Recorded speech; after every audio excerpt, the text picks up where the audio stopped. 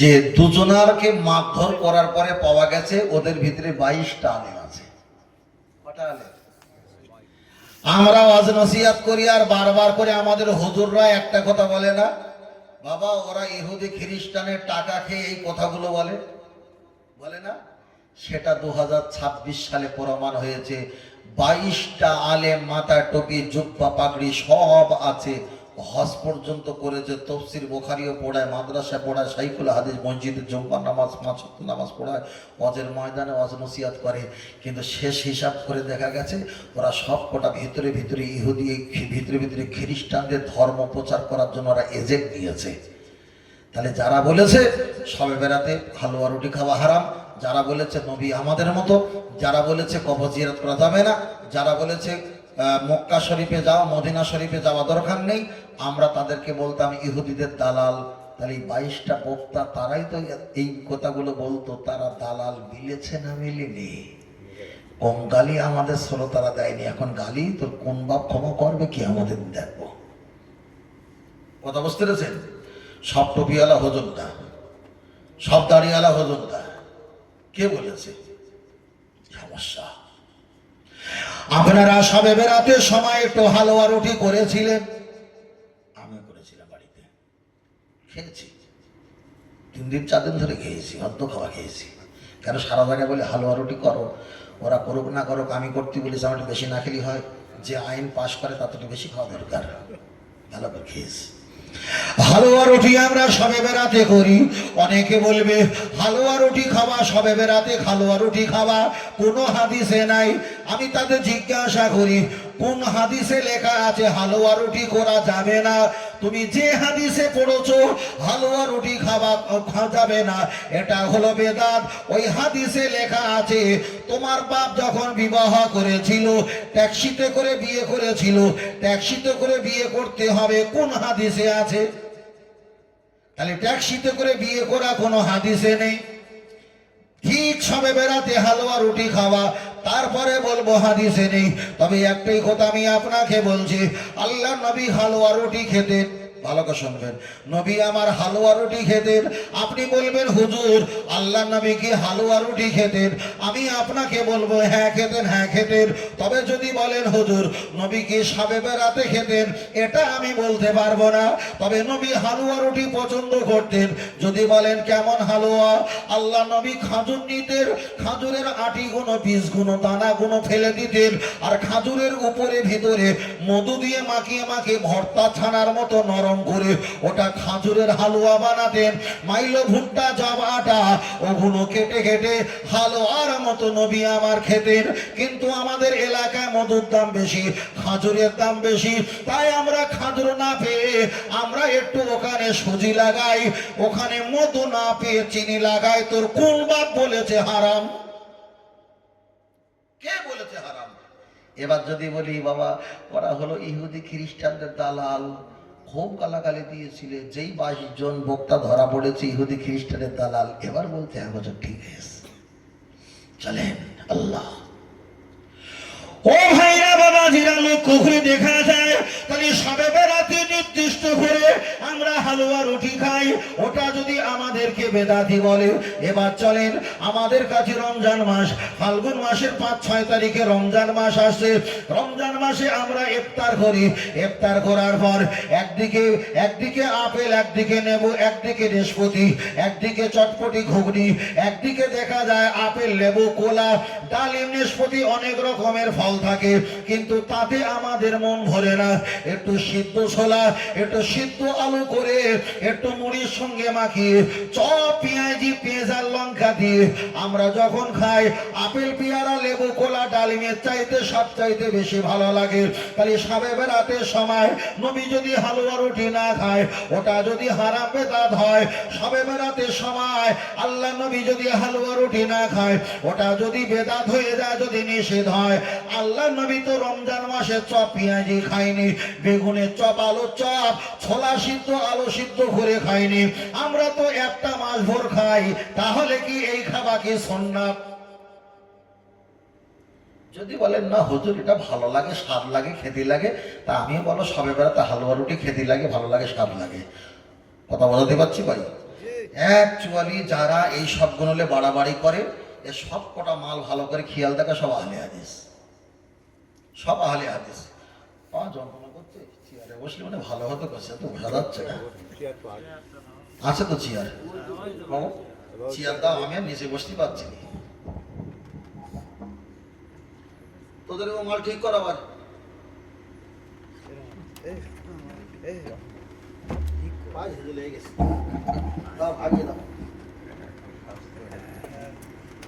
কোথা নিয়ে একভাবে বসে থাকা। এই চশমা দেখিস, থাক থাক, ও চশমাটা দিয়ে দাও, তোমারটা দিয়ে দাও, মোবাইলটা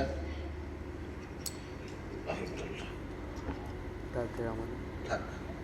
পাটা ঢেকা দেয়, মুরব্বীরা আছে তো এখানটা, এটা চলে যাও, এটা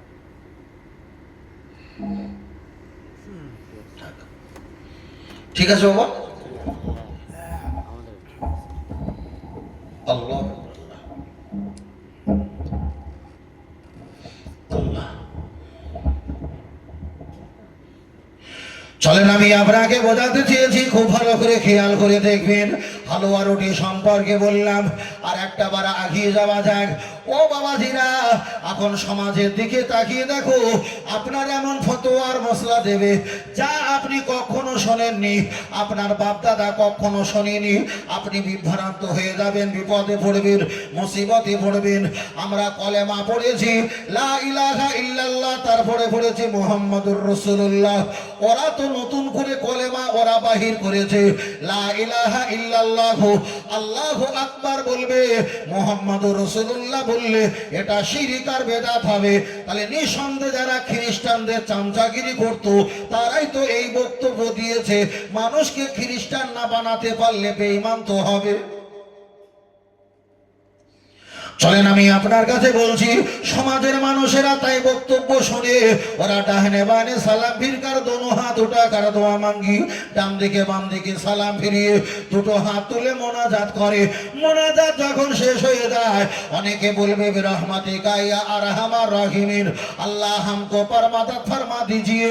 আবার অনেক ব্যক্তি বলবে আলহামদুলিল্লাহি রাব্বিল আলামিন। আবার এমন কিছু ব্যক্তি আছে লা ইলাহা ইল্লাল্লাহ বলে ঠেলে উঠবে, মুহাম্মাদুর রাসূলুল্লাহ বলার সময় কারেন্ট চলে যাবে। চলেন আমি আপনাকে বলতে চেয়েছি, আল্লাহ নবী যা দেখা যায় আমরা যে নামাজ পড়ি, আপনি নামাজের পরে ডানে বামে সালাম ফিরকার সালাম ফিরিয়ে আপনি মোনাজাত করতে পারেন, নাও করতে পারেন, এতে কোনো জোর নেই, এতে কোনো জবরদস্তি নেই। আপনি করতে পারেন, নাও করতে পারেন। তবে আল্লাহ নবী বলেছেন, ও আমার সাহাবীরা জেনে রেখে দাও, আদ-দুআ মুখুল ইবাদাত, তোমাদের ইবাদতের মগজ হলো, মূল হলো দোয়া। নামাজে যদি ভুল হয়, দুনিয়া চলার পথে যদি ভুল হয়, আল্লাহর কাছে ফরাফায়া দেয়, দুখানি হাত তুলে আমরা কান্নাকাটি করব। নতুন করে কিছু ফেকড়া আলেম যারা আহলে হাদিস হয়েছে তারা আমাদের কাছে ফতোয়া দেয়, হাত তুলে মোনাজাত করার কোনো দলিল নেই। তাহলে নিঃসন্দেহে 22 জন দলের ভিতরে উনিও একজন। ও আমার বাপজিরা, একটা বারা গিয়ে চলো, লক্ষ্য করে দেখা যায় আমরা যখন মোনাজাত শেষ করি, কেউ বলে বিরহমাতিকা, কেউ বলে আলহামদুলিল্লাহ, আবার কেউ বলে লা ইলাহা ইল্লাল্লাহ, আবার কেউ বলে লা ইলাহা ইল্লাল্লাহ মুহাম্মাদুর রাসূলুল্লাহ সাল্লাল্লাহু আলাইহি ওয়াসাল্লাম।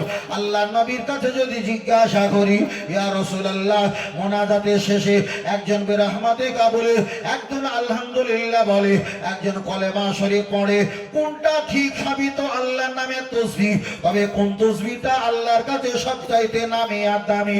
আপনি একটা বার বলেন। আল্লাহ নবী জবাব দিয়ে বললেন, আফদালুল ইবাদাত ইবাদাতিস সালাত, সবচাইতে বড় ইবাদত হলো নামাজ। তাহলে নবী বললেন সবচাইতে বড় ইবাদত হলো নামাজ। আল্লাহ নবী পরে বললেন, আফদালু তিলাওয়াতুল কোরআন, সবচাইতে বড় তেলাওয়াত হলো আল্লাহ পাকের কোরআন। আল্লাহ নবী পরে বললেন, আফদালু জিক্রি লা ইলাহা ইল্লাল্লাহ মুহাম্মাদুর রাসূলুল্লাহ, সবচাইতে বড় জিকির হলো কলেমা শরীফ।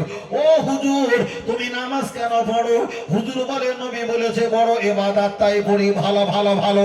তুমি কোরআন কেন পড়ো?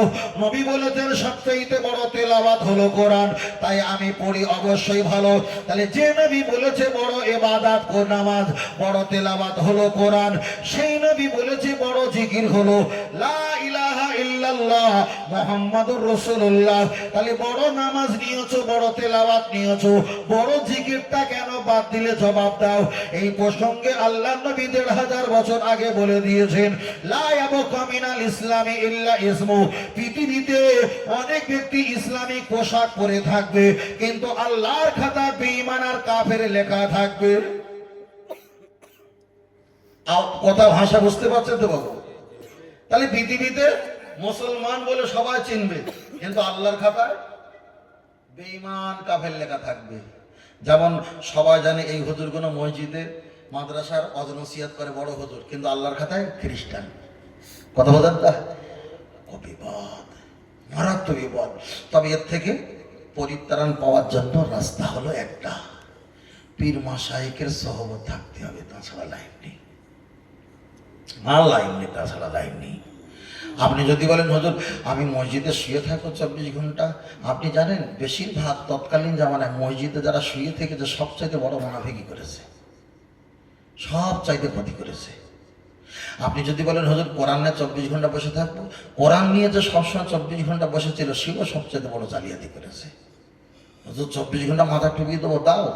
তবে ওমর ফারুক হুজুর নামাজ পড়ছিল, এই মাথা টুপি দেওয়া ২৪ ঘন্টা লোক জুব্বা পাগড়ি পরা, সেকে তো ওমর হুজুরকে কতল করেছে। যাবে কোথায়? চলে যাওয়া যায়, লক্ষ্য করে দেখা যায়।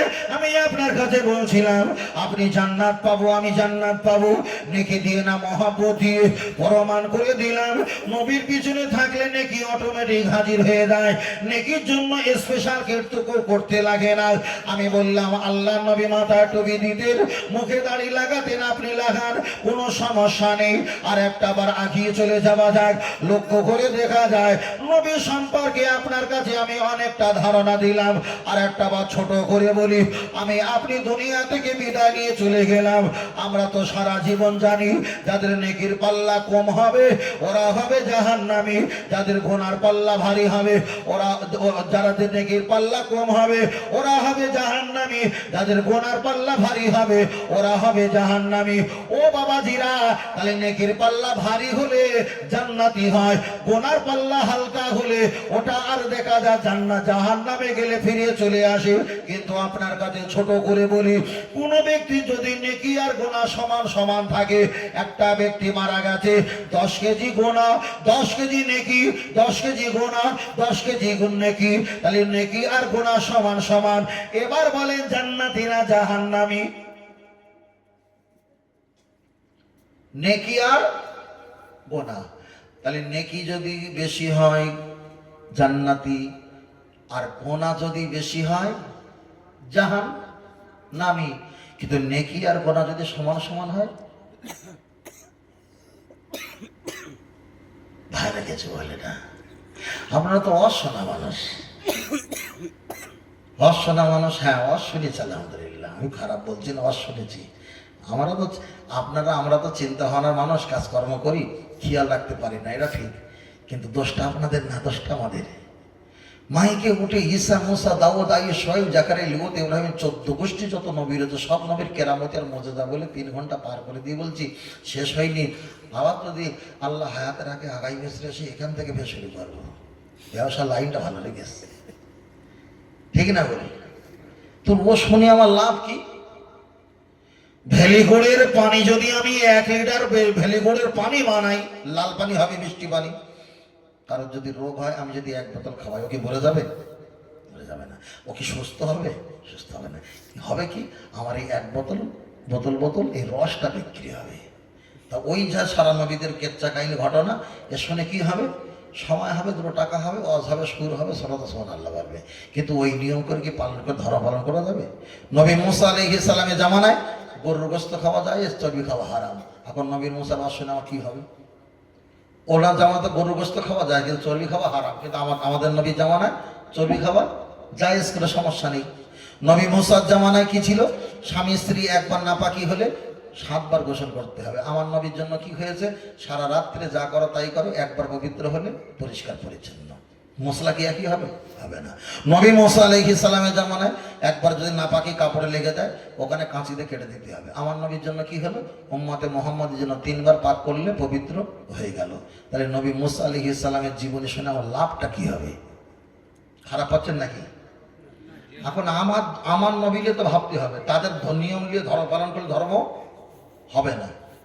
পৃথিবীতে যত নবী রয়েছে তাদের নিয়ম নিয়ে ধর্ম পালন করলে জাহান্নামে যেতে হবে, কিন্তু আমার নবীর সিস্টেমটা আপনাকে পালন করতে হবে, না হলে জাহান্নামে যেতে হবে। আল্লাহ, চলেন আমি আপনাকে বোঝাতে চেয়েছি, লক্ষ্য করে দেখা যায়। তাহলে নবী সম্পর্কে আপনার কাছে ছোট করে বললাম, আল্লাহর নবী সম্পর্কে আর একটু ছোট করে বলি। নবী সম্পর্কে যদি বলি অনেকটা লম্বা হয়ে যাবে। নবীদের মহব্বত সম্পর্কে একটু বলেছি। নবীদেরকে মহব্বত করলে হয়তো আপনার নামের অক্ষরে নেকি কম হবে, কিন্তু আল্লাহ আপনার প্রতি খুশি আর রাজি হয়ে যাবে। তাই আমি বারবার করে বলেছি, জান্নাত বড় না নারী বড়? জান্নাত বড় না হুর বড়? কথা বলে না। জান্নাত বড়। জান্নাত বড় তো? মাশাআল্লাহ বলো, জান্নাত বড়, হুর না। এই প্যান্ডেলটা বড় না হুজুর বড়? হুজুরের জন্য প্যান্ডেল করা। জান্নাত ধরে এইটা জান্নাতে দিয়েছে, ভালো লাগবে যদি হুর না দেয়? যদি হুর না দেয় ভালো লাগবে না। নবী আদম আলাইহিস সালামকে আল্লাহ জান্নাতে দিয়েছিলেন, ভালো লাগেনি, একটা স্ত্রী দরকার, আল্লাহ স্ত্রী দিয়েছে। তাহলে নামে জান্নাত কিন্তু শান্তি পাচ্ছে না, একটা স্ত্রী দরকার ছিল না? ছিল না? ছিল। জান্নাত দেবে, জান্নাত দেবে, কিন্তু জান্নাতের ভিতরে আল্লাহ যখন হুর গেলে মান না দেবে, আপনার কিছু ভালো লাগবে না। এবার যদি জিজ্ঞেস করি জান্নাত বড় না হুর গেলে মান বড়, বিষয়টা খুব কঠিন হয়ে যাবে, মারাত্মক কঠিন হয়ে যাবে।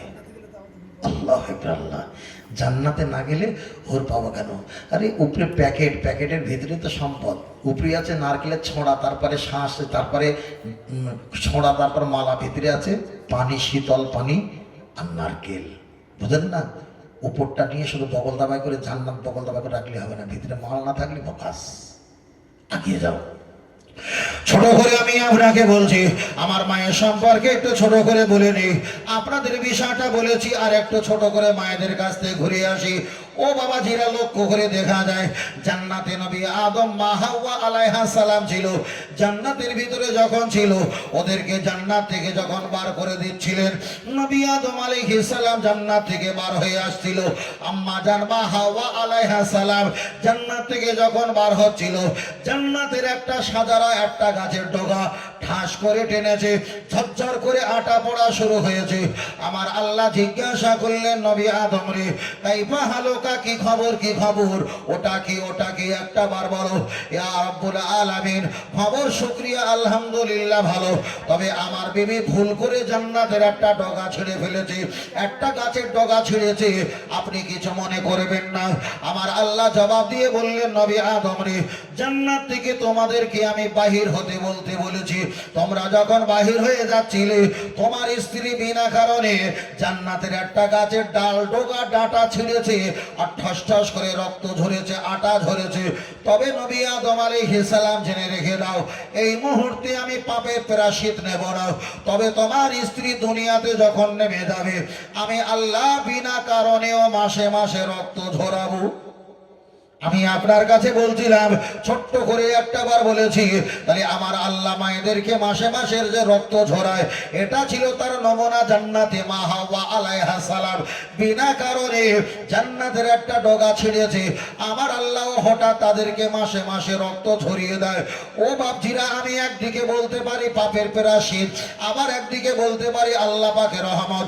কেন? ওটা যদি না হয়, দুনিয়াতে তো মায়েরা সন্তান ধারণ করতে পারবে না। চলেন আপনার কাছে আমি বোঝাতে চেয়েছি জান্নাতের ভিতরে নবী আদম হাওয়া আলাইহিস সালাম দুইজন ছিল। জান্নাতে নবী আদম মা হাওয়া। শয়তান যখন ইবলিস চলে বলে কৌশলে যখন গন্ধমের ফল খাবার ছিল, আম্মা জান মা হাওয়া একবার খেয়েছে টক, একবার খেয়েছে তিতো, একবার খেয়েছে দেখা যায় সুন্দর, এমন করে 3 বা 5 বার খেয়েছেন। আগে দেখা যায় খমসা 5 বার খেয়েছেন। তাফসীর কারকেরা ব্যাখ্যা করে বলেছে 5 বার খাবার বিনিময় নবী আদম আলাইহিস সালামকে ছলে বলে কৌশলে 3টে ফল খাইয়েছিল। আর 3টে ফল খাওয়ানোর বিনিময় পুরুষদের জন্য 3টে কাফন দেওয়া হয়। কবরটা কোমর পর্যন্ত নাভি পর্যন্ত খুলতে হয়, কিন্তু মায়েরা যখন মারা যায় মায়েদের জন্য 5টা কাফন দিতে হয়, ওদের কবরটা বুক পর্যন্ত খুলতে হয়। তাহলে মায়েদের হলো 5টা কাফন, পুরুষদের হলো 3টে কাফন। এটাই যদি শরীয়তের নিয়ম হয়, তবে আর একটা নিয়ম লুকিয়ে আছে। আপনার বাড়ি ছেলে সন্তান আছে, মেয়ে সন্তান আছে। ছেলে সন্তান যদি প্রস্রাব করে ওটা 3 বার ধৌত করলে পরিষ্কার হয়ে যাবে। খবরদার খবরদার, মেয়ে সন্তান যদি জামা কাপড়ে প্রস্রাব করে দেয় ওটা আপনাকে খমসা 5 বার ধৌত হবে, তারপরে হবে পবিত্র। কিন্তু সমাজের দিকে তাকিয়ে দেখো, র্যাম পুরুষদেরও 3 বার, নারীদেরও 3 বার। ঠিক না বেঠিক? কে বলবে এগুলো? কে বলবে?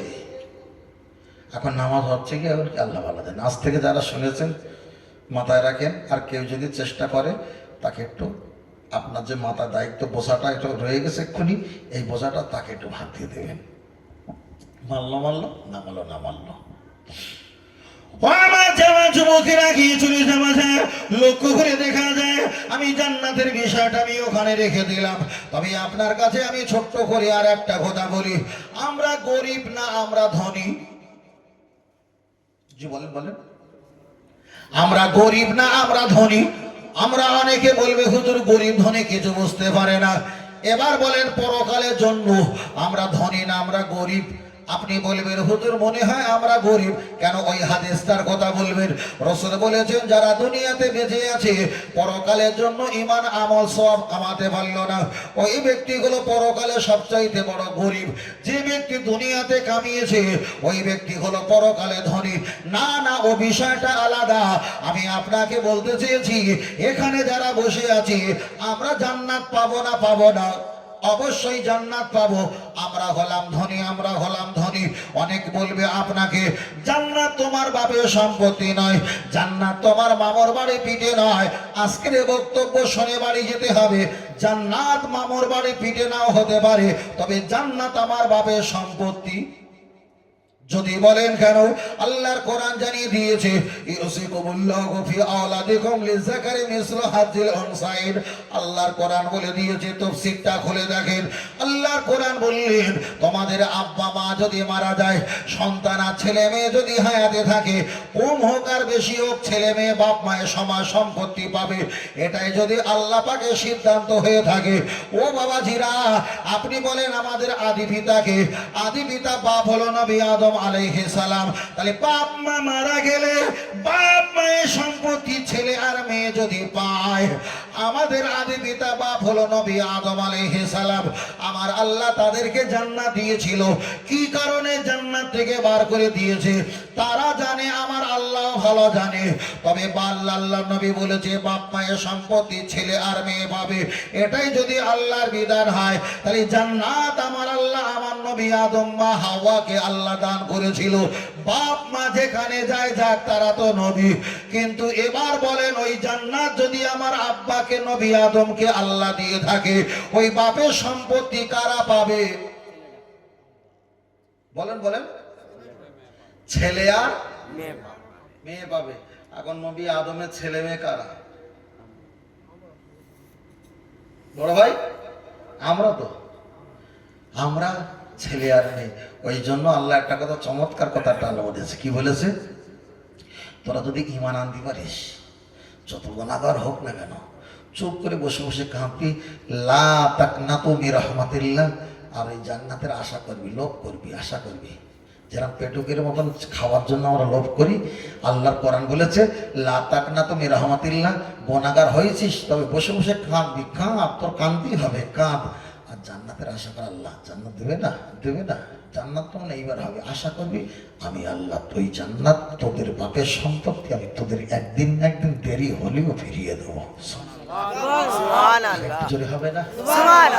ওই জন্য আমরা বলে থাকি যে ঈমান থাকা সত্ত্বেও যদি জাহান্নামে যায় জান্নাত পাওয়া সম্ভব, ঠিক না বে ঠিক? কেন আল্লাহ না হক নয়, আল্লাহ হচ্ছে হকদার, বুঝিয়ে দেয়, আল্লাহ কখনো বেইনসাফি নয়। তবে একটা কথা খেয়াল রাখতে হবে, ঈমান নিয়ে যেতে হবে।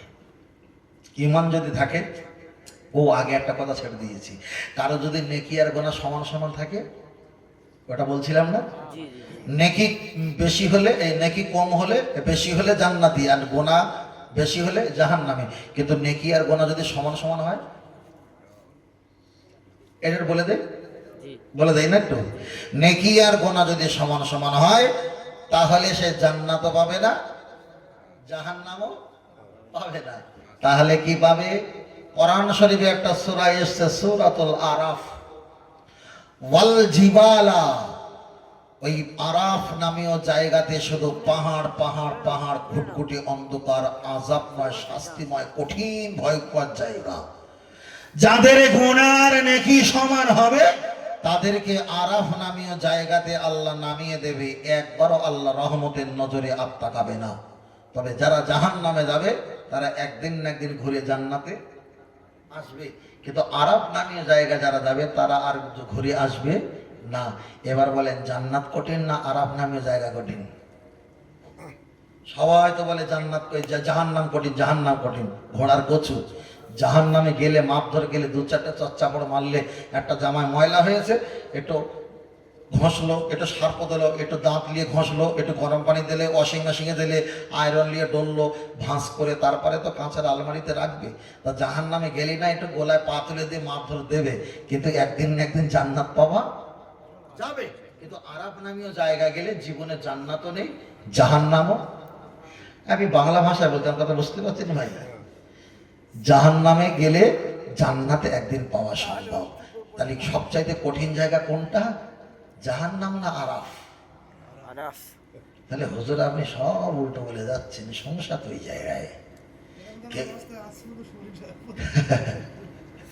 ভাই বলছে এরকম অবস্থায় কোন সময় শুনিনি। হ্যাঁ এটা হয়, কেন বলেন দিদি? সবচেয়ে বড় বিষয় হলো একটা আলেমকে চেনার জন্য আমরা সাধারণ মানুষ সম্ভব নয়। একটা আলেমকে চিনতে গেলে তার 5 মিনিট বক্তব্য শুনলে বুঝতে পারা যায়, বুঝলেন না? একজনটা বললো রাবিয়া বসরি, হাসান বসরি, দূর ঘোড়ার ডিম, কি হবে ও?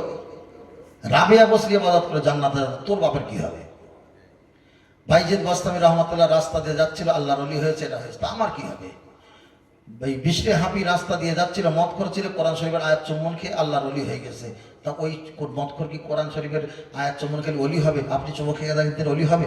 আল্লাহ করেছে, ওটা ব্যতিক্রম, ওটা ব্যতিক্রম। তবে ওই শুনে আমার লাভ কি হবে? ডাক্তারের দোকানে অনেক রকম ঔষধ থাকে, সব ঔষধ আমাদের রোগ সারবে না, যেটা প্রয়োজন সেটা নিতে হয়। অনেক কথা আছে, সব কথা আমাদের কোনো প্রয়োজন নেই, ঔষধের মতন যেটা প্রয়োজন সেটাই নিতে হবে, অপ্রয়োজনীয় বাদ দিতে হবে। চলে না গিয়ে যাই, তাহলে তো আরো কঠিন করলে তো আরো সমস্যা। বাবু সেদা দিতে গেলে আগে কপাল যাবে না নাক যাবে? নাক যাবে, এটা সমস্যা।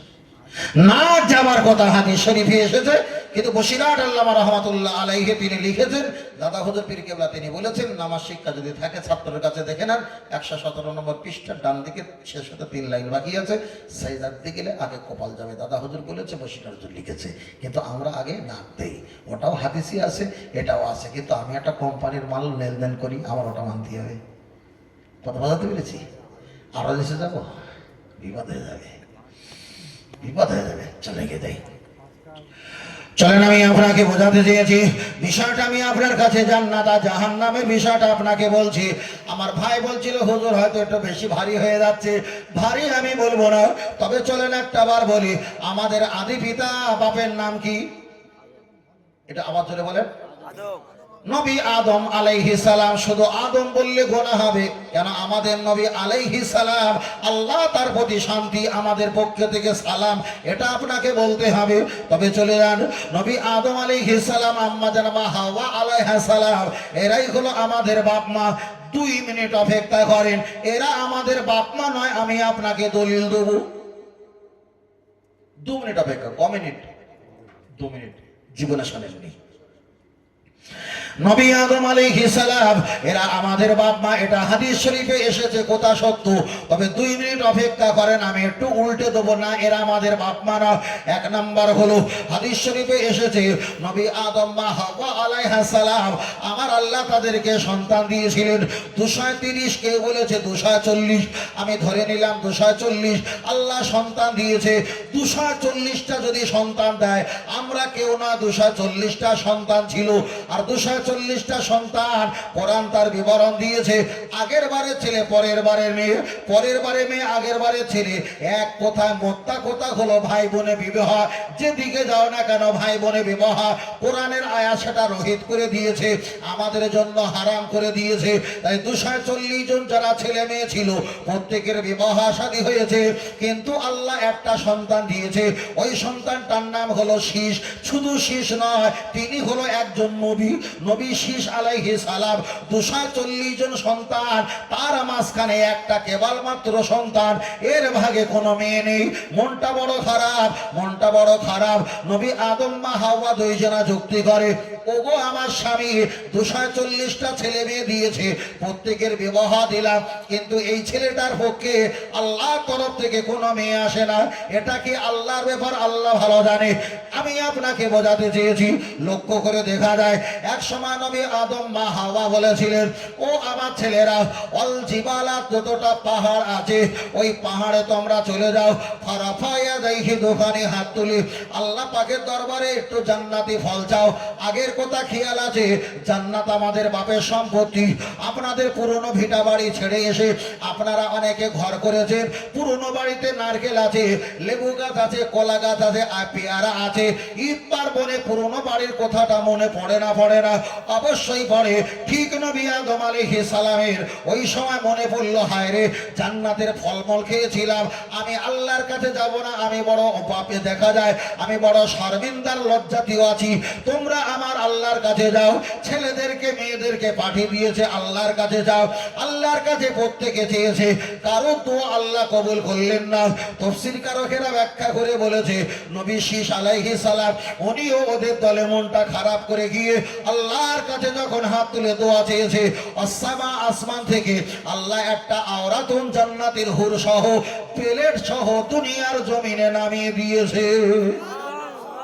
ভুল আমায় বুঝবেন না, ভালো করে শোনেন, খেয়াল করেন। তাই নবী শীষ আলাইহিস সালাম আল্লাহর কাছে যখন জান্নাতি ফল চেয়েছে, আল্লাহ শুধু ফল দেয়নি, একটা হুরগে লেমান দিয়েছে, তার হাতে প্লেটে ফল দিয়েছে।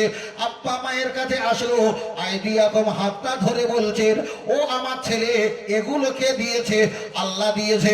এদের 240টা ভাই যারা গেছে কচু ফোড়া, এদেরকে আল্লাহ কিছু দেয়নি, কিন্তু নবীদের দোয়া আল্লাহ কবুল করে, এটা আমাদের বিশ্বাস। আল্লাহ যখন একটা হুরগে লেমান ফল সহ পাঠিয়েছে, মা হাওয়া আলাইহিস সালাম বলেছে, ও আমার স্বামী 240টা ছেলে বিবাহ করে রাত যাপন করে, আনন্দ করে, আমার ছেলের ভাগে আল্লাহ কোনো মেয়ে দেয়নি। তবে জান্নাত থেকে যখন আল্লাহ হুরগে লেমান পাঠিয়েছে দুনিয়ার মাটিতে, আমি কথা দিলাম এই হুরগে লেমানটাই আমার বৌমা বানিয়ে নেব। আর একটু জোরে হবে না? সুবহানাল্লাহ। এখন কি 2 মিনিট হয়েছে? হয়নি, মনে কাছাকাছি, না কাছাকাছি। নবী শীষ আলাইহিস সালাম বিবাহ করলেন, আর এরা আস্তে আস্তে মরতে মরতে 240 জন মরতে মরতে বছর বছর বছর বছর মরতে মরতে 56 সব শেষ। বেঁচে ছিলেন নবী শীষ আলাইহিস সালাম।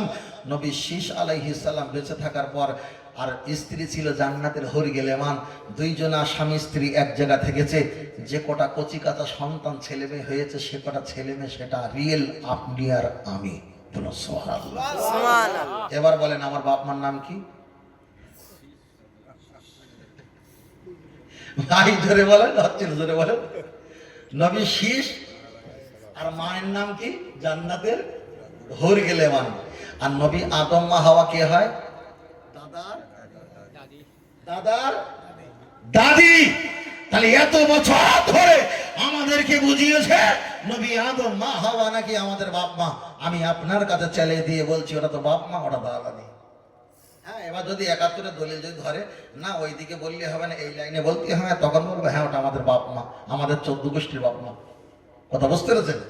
আমাদের 14 গোষ্ঠীর বাপ মা, কিন্তু হিসাব পাওয়া যায় ওরা আমাদের দাদা আর দাদি। তাহলে একদিকে দাদা দাদির সম্পত্তি পাবো, একদিকে আমার মা জান্নাতের হুর গেলেমান তারও ভাগে সম্পত্তি পাবো, একদিকে নবী শীষ তিনিও তো জান্নাতি তানারও ভাগে সম্পত্তি। আমরা ছেলে, নবীর ছেলে, আমরা তো ছেলের আওলাদ হিসাবে তো একটা কিছু পাবো। তাই আমরা গরিব না ধনী বলছিলাম এই কারণে, আমরা গরিব গরিব না, আমরা ধনী ধনী। জান্নাতে যাব বলে আমার নবী সিদরাতুল মুনতাহা আরশে আজিমে গিয়ে আল্লাহর সঙ্গে দিদার করেছে, জাহান্নাম দেখেছে, জান্নাতটা ভালো করে ঘুরে ঘুরে ঘুরে নাড়া দিয়ে এটা সেটা উলট পালট দেখে এসেছে। তার কারণ ও জান্নাত তো আমাদের সম্পত্তি। মাল যখন কিনবো দেখে কিনবো না, দেখে কিনবো না। হ্যাঁ, ইবাদত করছি, মাল যখন নেবো, ভাই কি ওয়াজ উল্টো পাল্টা হচ্ছে নাকি? হ্যাঁ, মাল যখন কিনবো তখন একটু দেখে কিনতে হবে, তাই তো? ওই জন্য আমার নবী জান্নাত দেখেছেন, জান্নাতে দেখেছেন, জান্নাতে দেখেছেন। নবী বললেন জান্নাতের ভিতরে আমি আবু বকরের বেলালের হেঁটে যাওয়ার পায়ের শব্দ আমি কানে শুনতে পেয়েছিলাম। জোরে বলে, আর একটু জোরে হবে না? আর একটু জোরে হবে না? তাহলে এখানে প্রমাণ হলো। এবার বলবেন হুজুর কালো আর সাদা হয়েছে কি করে? একটা ভাই কালো, একটা ভাই সাদা। এই ভাইটা যেন পরিষ্কার সাদা, আমার ভাইটা একটু কালো, কালাচে রং, ভাইটা একটা মাগুরের রং, এরকম কালার আছে না? আছে।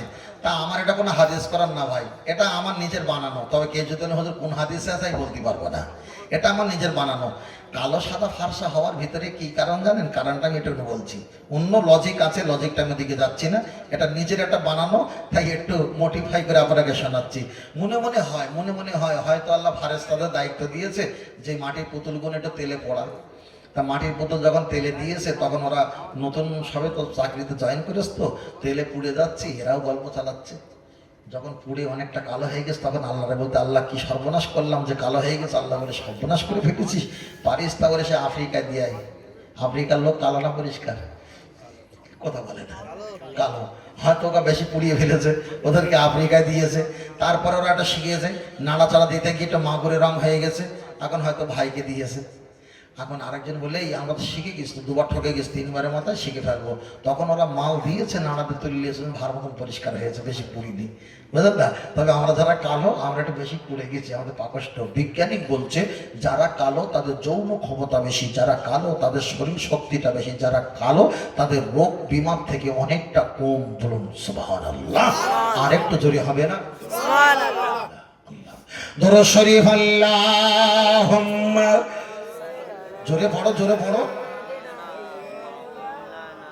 ওয়া আলা আলি সাইয়্যিদিনা, এটা তাকবীর দেন, নারে তাকবীর। আর এটা জোরে বলে নারে তাকবীর। ওই 4টে ভাই পিছনের দিকে বসেছে। তোমরা কি বাংলাদেশ থেকে আইছো?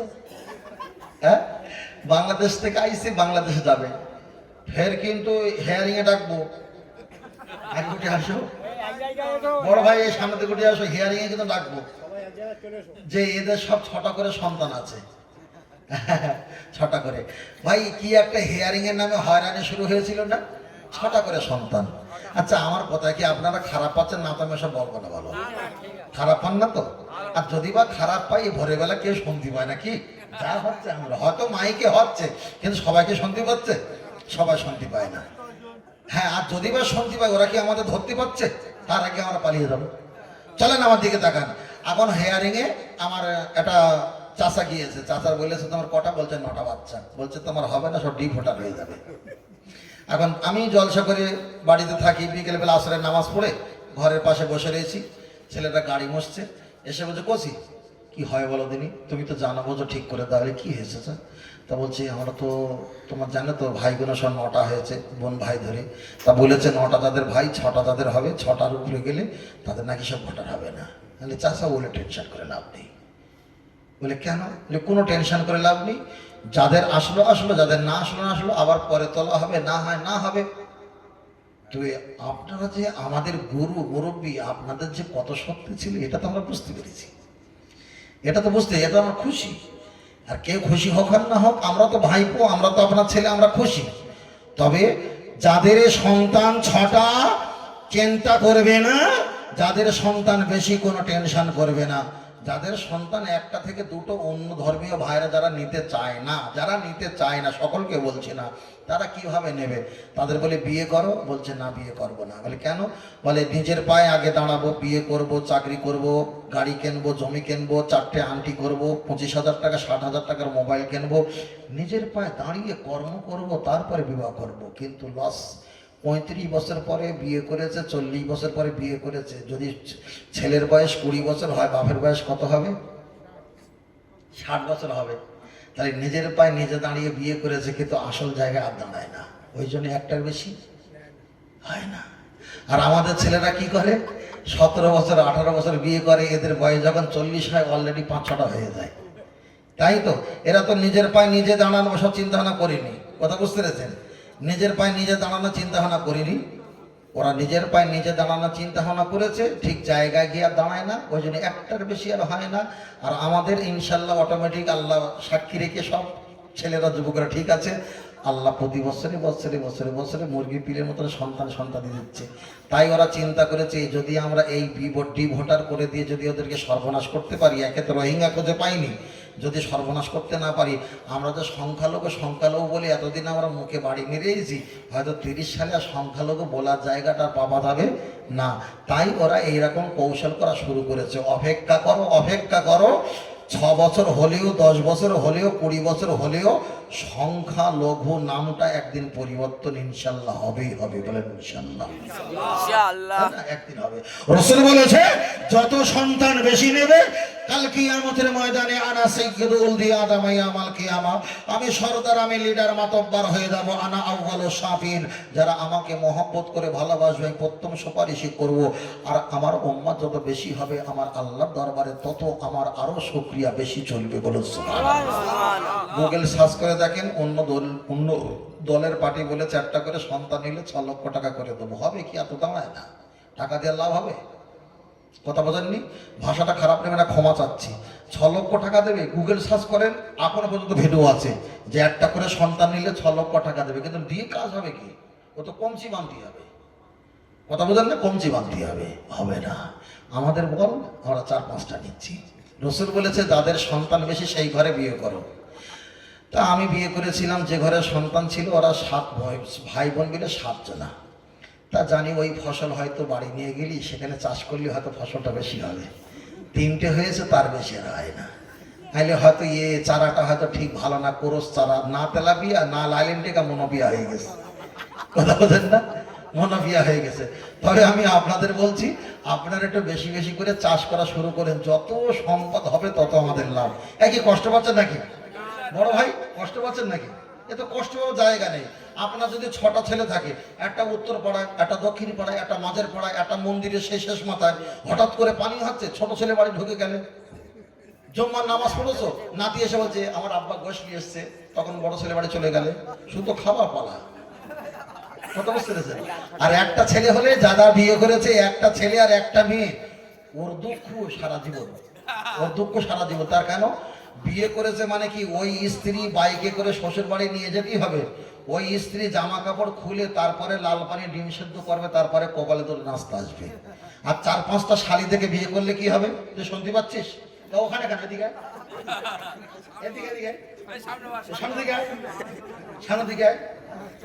এদিকে ব্যাস, ঠিক আছে। 4-5টা শালি থেকে বিয়ে করলে কি হবে? বাইক থেকে নামার আগে একটা শালি হেলমেট খুলে নেবে, একটা শালি ব্যাগ নেবে, একটা শালি পাকালে হাওয়া করবে, আর একটা শালি ডিম কিনতে যাবে, আর একটা শালি চুল ধরে টানবে, দিল ভাই তোর কবে আসার কথা, তুই আসিসনি কেন? কথা ঠিক না বেঠিক?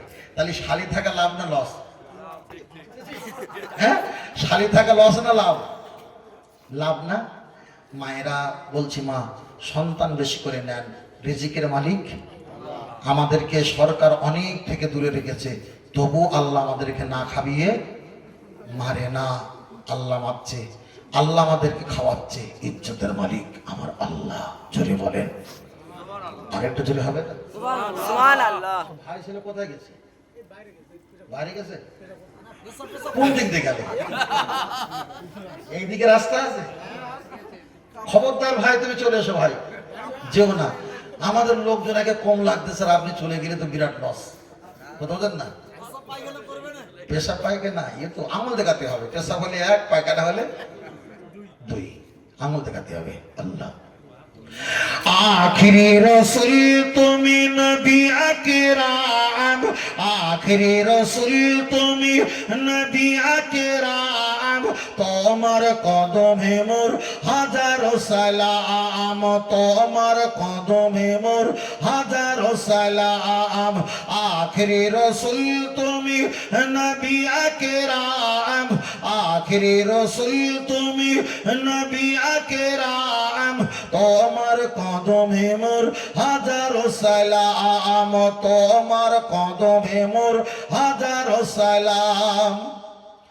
বনের হরিণ আসমান জমিন সবাই তোমায় চিনেছে, ওই আকাশের মেঘমালা ছায়া তোমায় করেছে। মিশকে আতর যার গায়ের ওই ঘাম, মিশকে আতর যার গায়ের ওই ঘাম, তোমার কদমে মোর হাজারো সালাম। বল সুবহানাল্লাহ। আর এটা চলে হবে না? তোমার কদমে মোর হাজারো সালাম। নারে তাকবীর, নারে তাকবীর। আবু বকর উসমান ওমর সবাই তোমায় দিবানা, গরম পাথর বুকে বেলাল কিন্তু নবীজিকে ভোলে না। অন্তরে গেঁথেছিল নূর নবীর নাম, অন্তরে গেঁথেছিল নূর নবীর নাম, তোমার কদমে মোর হাজারো সালাম। সুবহানাল্লাহ। আর একটু জোরে হবে না? তোমার কদমে মোর হাজারো সালাম। আখিরি রসুল তুমি নবী আকরাম, তোমার কদমে মোর হাজারো সালাম, তোমার কদমে মোর হাজারো সালাম। বরাত চড়ে দয়ার নবী মিরাজেতে গিয়েছে, পায়ের ধুলায় আল্লাহর আরশ ধন্য সেদিন হয়েছে। জান্নাতের রোমে রোমে লেখা নবীর নাম, জান্নাতের রোমে রোমে লেখা নবীর নাম, তোমার কদমে মোর হাজারো সালাম, তোমার কদমে মোর হাজারো সালাম। আখিরি রসুল তুমি নবী আকরাম, তোমার কদমে মোর হাজারো সালাম। নারে তাকবীর, নারে তাকবীর, নারে তাকবীর। তাকবীর হয়েছে? আচ্ছা একবার খুশি মনে তাকবীর দেওয়া যাক না। যেখানে ডি ভোটার করেছে সেখানে যেন এ ভোটার হয়ে যায়, নাকি তাকবীর হবে না? হবে তাকবীর হবে তো। এমন জোরে তাকবীর দেবে যারা ঘুমোচ্ছে ওদের কানে যেন বাস পড়ে, এক এক করে যেন উঠে আসে। ওরা ঘুমাচ্ছে, আমরা জোরে তাকবীর দেবো। পারলে ঠেকা, না পড়লে আয়। কথা বুঝতে পেরেছেন? তাকবীর দেন, নারে তাকবীর। এইরকম তাকবীর যদি বালিশ নিয়ে আয়, ওটাই বালিশ নিয়ে কটা যন্ত্রকে দেই, বালিশ নিয়ে আয়। তাকবীর একটা জোরে দাও, নারে তাকবীর, নারে তাকবীর। সিলসিলাহ ফুরফুরা শরীফ, মদিনা মক্কা শরীফ, আল কোরআনের আলো, আল হাদিসের আলো, নারে তাকবীর। মোটামুটি ঠিক আছে, মোটামুটি ঠিক আছে। আমরা জনসংখ্যায় কমিয়েছি না বেড়েছি? বেড়েছি তো। জনসংখ্যা বেড়েছে না কমেছি? বেড়েছি, তাই তো। একদম 5:30টার ভিতরে দোয়া খাই শেষ করে মাথা থাকে যেন। আর একটু চাঁদাদের কথা বলছিল, ওদেরকে বলে দিয়েছি তোমরা 10-15 মিনিট পরে চলে এসো, 10 মিনিট পরে চলে এসো। আল্লাহু আকবার। আল্লাহ। তাহলে কি একটা বলছিলাম, ভুলে গেছি ভাই, কি একটা বলছিলাম? আপনি চেয়ারে বসেছিলেন, বসতে অসুবিধা হচ্ছে আপনার, বুঝতে পারছি। চেয়ারে বসেন, বসার কোনো অসুবিধা নেই। যান, আমিও চেয়ারে বসেছি, অসুবিধা কি আছে? এটা বসে চলেন। কাটার দাম বেশি না গোটার দাম বেশি? কাটার দাম বেশি। তুই কি কে জানিস কাটার দাম বেশি? কে বলেছে? পোল্ট্রি গোটা কত করে? 130 টাকা, ধরে না 150 টাকা। আর কেটে বিক্রি করলে 180, মানে 200 টাকা। তাহলে গোটা হচ্ছে 150 আর কাটা হচ্ছে 200। আমরা কাটা না গোটা? আমরা কাঠাতো, দাম বেশি না কম? ওরা যতগুলো সংখ্যালঘু, আমরা সংখ্যালঘু? সংখ্যালঘু না, শুধু বাড়ি এসে খাবার সময় দেখি কেতনা লাইন হ্যায়, কেতনা লাইন হ্যায়, শুধু বাড়ি এসে দেখবি, বুঝলেন না? মানে আমরা যখন খাই, বড় সমন্দির চাচতে বোনের ভাইজির মেজে শাশুড়ি ফুফুতে বোনের ভাসুরের খালাতে বোনের ছেলের বন্ধু শালি এসছে, সে পর্যন্ত লাইনে বসিয়ে দেয়। কথা বুঝতে পেরেছেন? মানে আমাদের সংখ্যা কম না বেশি? বেশি। আপনাদের এই সংখ্যা এখন এখানে আছে 200, হয়তো 1500, কিন্তু 2-5 বছর পরে আবার হয়ে যাবে 300-150 বেড়ে যাবে। তার কারণ ওরা ভেবেছে মুসলমানেরা বাচ্চা বেশি যাচ্ছে, নেবে না কেন? তোরা চাকরি পিছনে বসে বসে থেকে থেকে তোরা শেষ করে ফেলেছিস, টাকার পিছনে বসে বসে থেকে তোরা শেষ করে ফেলেছিস, তোরা মদ গাঁজা এটা ওটা খেয়ে তোরা শেষ করে ফেলেছিস। আর আমাদের তো সব টাটকা জিনিস, তো বুঝলেন না? শুধু ইউরিয়া সার দিলেই 1 বছরে সুন্দর হয়ে একদম ফুটফুটে চেহারা হয়ে যাবে। এও তো আল্লাহ পাকের দান, আল্লাহ পাকের দান না? পৃথিবীতে যত গোস্ত আছে সবচাইতে কোন গোস্ত সুস্বাদু? সাদা না লাল? মুরগির গোস্ত সাদা, তো পোলট্রি গোস্ত সাদা, আর গরুর গোস্ত লাল, সবচাইতে সুস্বাদু। আমরা 1 কেজি গোস্ত রান্না করতে গেলে 400 গ্রাম আমরা পেঁয়াজ দিই, 200 গ্রাম 100 গ্রাম তেল দেই, তারপরে খাওয়ার সময় লাইট বয় আবার 3 বার করে ঢোলাঢলি করি। এ জিনিস যদি একটা বার পেটে দেয়, এমনি তো আল্লাহ সন্তান দেবে। কথা বলেন না? খারাপ নেবেন না। কোরআনে এসছে বাকারা, বাকারা মানে কি? গরু। বাকারা মানে কি? গাভী, যাকে বলা হয় গরু। আল্লাহ রসুল বলতেন, আমিও কবি গরু খেয়েছি, তোমরাও খাবে। নবী খেয়েছে, আমরা খাবো, নিশ্চয়ই তো উপকার আছে না নাই? আছে না নাই? আছে। আল্লাহ কবুল করেন, বলুন আমিন। আর একটু সকলে বলেন, আর একটু আসতে বলেন। ও মায়েদের ওয়াজ করা হয়নি তো? মায়েদের একটু ওয়াজ করি। এই আমিও মোটু, ও মোটু, এই মোটুটা বেশি কথা বলছে, এই মোটুটা। হ্যাঁ, এই মোটাকে বদলাম হয়ে যাবে না? হ্যাঁ, একটু আস্তে কথা বল। ওই পিছনে বসে আছে, ওরা মুখ করলে একটু আস্তে কথা বল। চলেন এগিয়ে যাই। চলেন, আমি আপনাকে বলছিলাম মায়েদের বিষয় একটু ছোট করে বলি। আপনাদের বিষয় তো অনেক, সন্তান ব্যাপারে অনেক কথা বলেছি, চলেন একটা বার এগিয়ে যাওয়া যাক। মায়েদেরকে বলি, মা আপনারা অবশ্যই পর্দার ভিতরে থাকবেন। তার কারণ হলো একটা, পর্দা যারা থাকে তাদের সম্মান বাড়ে না কমে? তাদের সম্মান বাড়ে। চলেন আমি আপনাকে হাদিস আর কোরআন দেবো, দুনিয়ার আবার লজিক আর উদাহরণ মেশাল আপনাকে দেবো। একটা টায়ার থাকে বাইরে আর টিউ থাকে ভিতরে। যদি টিউ একটা বার বলে, টায়ার ভাই তুমি ছিলে 5 বছর বাইরে, অনেক মার্কেট দোকান লয় আপনি দেখেছেন, আমি টিউ ভিতরে 5 বছর ছিলাম, আমাকে 5টা মিনিটের জন্য বাইরে দাও। টিউকে যদি 5টা মিনিটের জন্য বাইরে দেওয়া হয়, আর টায়ারকে যদি ভিতরে দেওয়া হয়, ক্লাস পিকআপ দিয়ে যদি স্টার্ট দিয়ে চালানো হয়, রাস্তায় যে কোটা হানসিং মার্কা তেকোনা কাকর আছে সব কোটা লিক করে দেবে, সমস্যা হয়ে যাবে।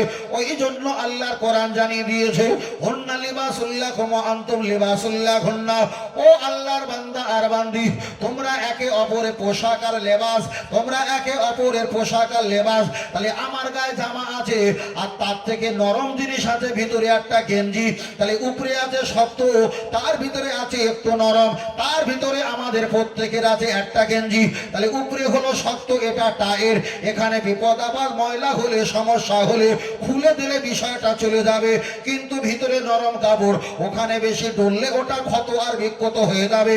তাই আল্লাহর কোরআন বলেছে, লিবাসুল লাকুম, তোমাদের স্ত্রী তোমাদের কাছে সব চাইতে বড় লেবাস, সুন্দর লেবাসের মতো।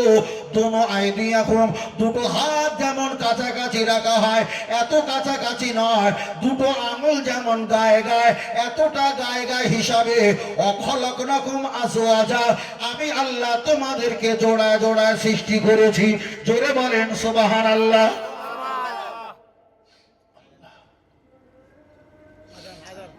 আজান হচ্ছে না?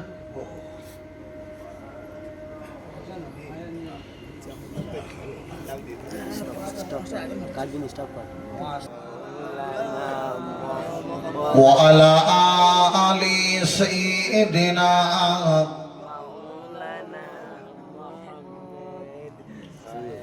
অনেক ভাই উঠে গেছে রে, এখন তো জামাত না, জামাতে দেরি আছে তো। হ্যাঁ, ও উঠে গেছে। কমিটি ভাই কই, আসে নাকি? বাইরে তো ও একটু সালাম কি আর পড়ে নেই, 5:30টার ভিতরে দোয়া ভিতরে শেষ করবো, অনেক দূরের রাস্তা তো যেতে হবে তো। আসে একটু সালাম পড়ে নেই, অনেকটা গভীর রাতে। জামাতে পরে কালেকশন করে আর পর্যন্ত আবার সব আসতে হবে। আল্লাহ যদি রং করে বেঁচে থাকলে তো আসতে হবে, সেইভাবে কালেকশন করে দেবে ফজরের জামাতের পরে। জামাতের পরে লোক প্রচুর এসে যায় জামাতের পরে। সকালে লোক আপনি না খাইলে হবে না, সমাজটা আর কথা চালাতে পারবে না। কমিটিওয়ালারা কে কি বলবে তাদের কারো পাত্তাই নেই। যদি আপনি একটু ব্যবস্থা করে একটু ব্যবস্থা যদি করে দেন, মানে আমাদের অনুষ্ঠানটা চালাতে পারি। ফজরের জামাতের পরে কিন্তু লোক হবে স্যার, জামাতের পরে লোক। ইয়া রাসূল সালাম, কি হলো? ইয়া হাবিব। এই তো খোলা যায় না, এই তো যাও না।